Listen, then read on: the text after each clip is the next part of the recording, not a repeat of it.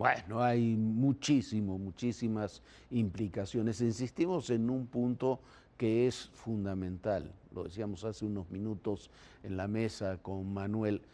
Esta es una operación de inteligencia eh, que no es verosímil eso de que simplemente se pusieron de acuerdo y decidieron integrarse, o uno de los capos secuestra al otro y se lo llevó a Estados Unidos y llega ahí un avión sin que nadie sepa muy bien qué, pero lo están esperando agentes de distintas agencias y además aterrizan en un aeropuerto, no en ningún otro lugar, en un aeropuerto junto a la base de Fort Bragg, que es donde además está la principal base de inteligencia de los Estados Unidos para estos temas, para muchas cosas, pero incluyendo los temas de narcotráfico hacia México y otros países.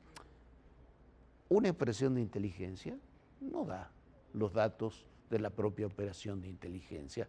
Va a ser muy difícil que lo sepamos. Hoy todavía no sabemos todos los datos de cómo llegaron a Osama Bin Laden, y lo mataron a Osama Bin Laden en una casa que estaba literalmente a metros de uno de los principales cuarteles militares de Pakistán. No sabemos cuál fue toda la implicación que tuvo Estados Unidos, aunque hay muchísima información.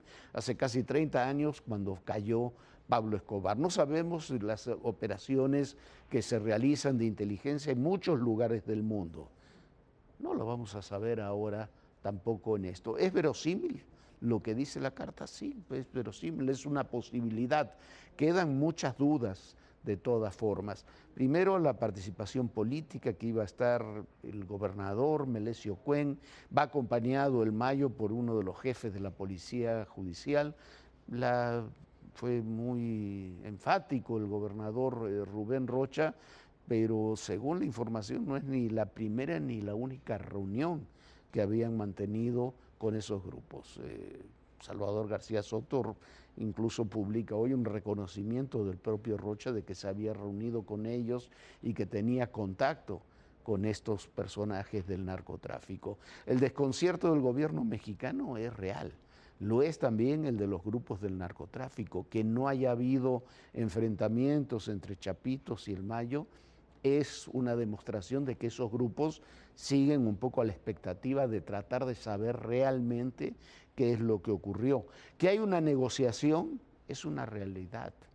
Hay una negociación prácticamente desde la caída de Ovidio Guzmán en Jesús María en enero del año pasado, y mucho más se acrecentó desde que Ovidio fue extraditado a los Estados Unidos. Ahí hubo una sucesión de caídas y golpes que explican eso. También relacionado con lo que sucedió con el propio Ovidio Guzmán.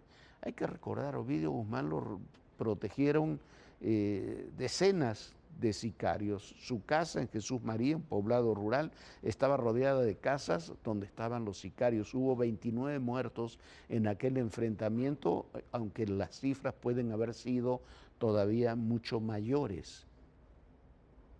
Va a llegar el Mayo a Culiacán a una reunión de esas características solamente con 4 personas, va a entrar con 2, sobre todo cuando ve gente armada alrededor del lugar donde iba a ser esa reunión. El círculo de seguridad del Mayo Zambada, según fuentes oficiales mexicanas, era de por lo menos, siempre fue de por lo menos 20 personas.